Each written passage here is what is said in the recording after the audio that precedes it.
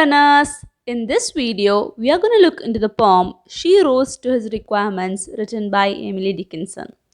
Emily Dickinson was an American poet and she was born on December 10, 1830 and passed away on May 15, 1886. She died due to Bright's disease. It is a disease affecting the kidney. She attended Amherst Academy and Holyoke Female Seminary. During those days, she was very active in all aspects, but in the rest of her life, she had a special character that she did not accept anyone's company and preferred living alone. She had to come across the death of many of her loved ones, and hence she had the grief inside her. The major themes of her poem includes friends, nature, love, and death and all. Most of her poems are psychological and autobiographical. She did not marry anyone, but through her work, we can understand that she loved someone so badly. So, now let's get into her poem, She Rose to His Requirements. This poem was taken from her poetry collection named The Poems of Emily Dickinson.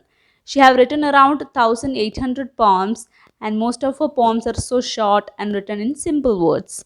This poem is of 3 stanzas with 4 lines each. This poem depicts how the life of women were in Dickinson's time. When a woman is committed to a man, she completely dedicates her to him, and all her likes or dreams are not given any importance. Now, let's look into the lines of the poem. She rose to his requirement, dropped the playthings of her life to take the honorable work of woman and of wife. So this stanza is so simple and the meaning is crystal clear. Most of her poems did not have title. Titles were given by others, and the title used to be the first sentence of her poem. So, from this first stanza, we can understand that during those times, rising to one's husband's requirements is found as the duty of a woman. For that, she dropped the playthings of her life.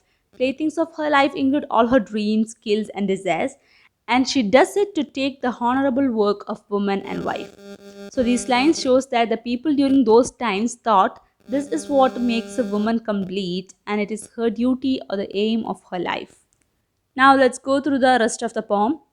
If aught she missed in her new day, of amplitude or ave, or first prospective or the gold in using wore away, it lay unmentioned, as the sea develops pearl and weed, but only to himself is known the fathoms they abide.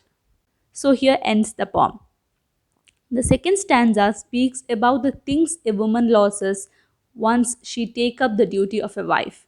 If she have missed anything in her new life, it may be material or spiritual or even the gold she is using wore away, all those remains unnoticed and unmentioned. They are not given any importance or not at all seen. The poet uses a good example for it that those things she lost are like pearls and weed developed under the sea. They are not mentioned.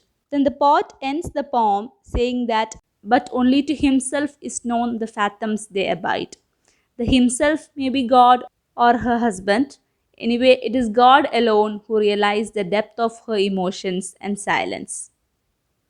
So that's all about this poem. Emily Dickinson have written this poem in simple words, but there is a lot of meaning in this poem. So that's all about this video. Hope you have understood the meaning of this poem. If you have not yet subscribed to this channel, please do subscribe and support. That's all. Thank you for watching.